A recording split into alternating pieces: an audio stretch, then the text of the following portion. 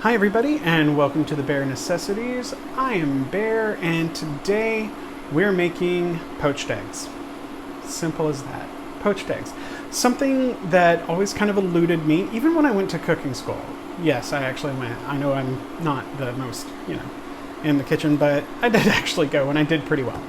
I paid attention, especially in baking, because brownies, oh my god, right? However, when I was there, poached eggs, I was always like, never confident. They're one of those things, it's like, oh my god, you know how to make poached eggs? Oh, they're so difficult. They're really not.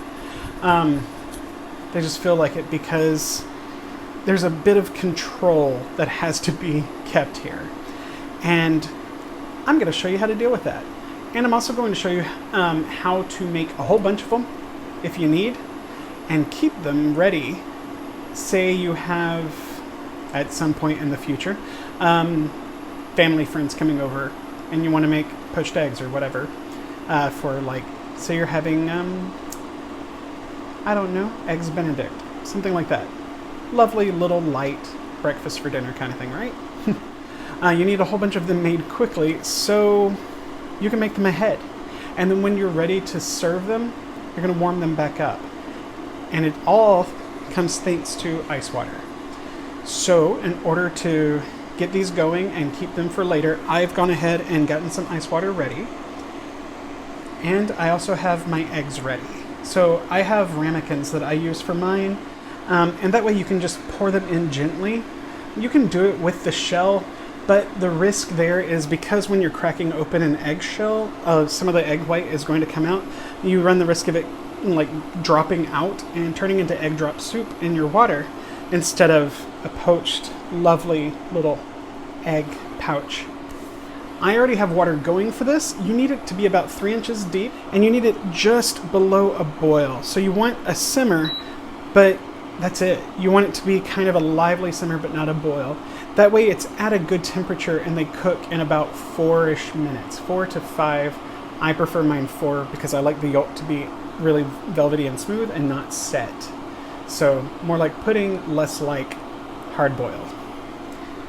To get started, I'm going to take 1.5 teaspoons of white distilled vinegar and just pour it in the water that I already have at a simmer here. Put that to the side. The reason we do the vinegar is because it helps set the albumin, which is the egg white. That way when you pour it in, it sets the outside a little bit quicker, and they tend to stay together better, and you get that nice smooth outside. Little things that kind of add up really well to make them fantastic. And now that I have that there, I'm going to start putting in eggs. I'm going to do these 3 at a time. It's just easier to control a small amount at a time.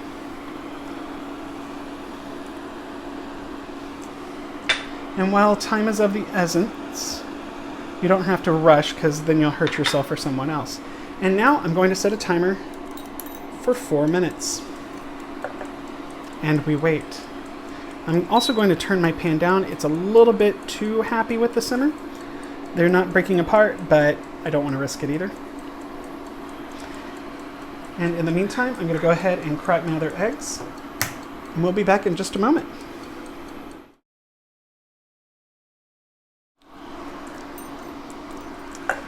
All right, so let me just test. These are perfect.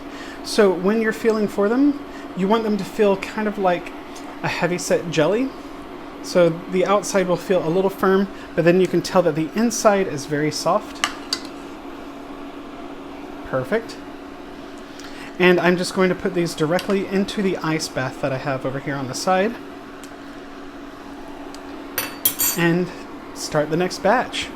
So let's get this back up to simmer, which should only be a second because it was already pretty much there.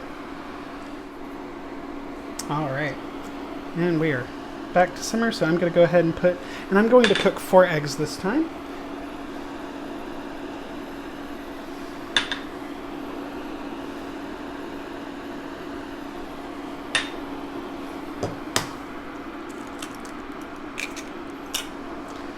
And 4. All right.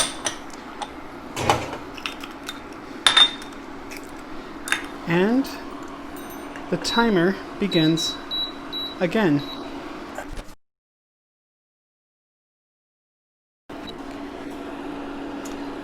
All right, so the second batch has just finished cooking.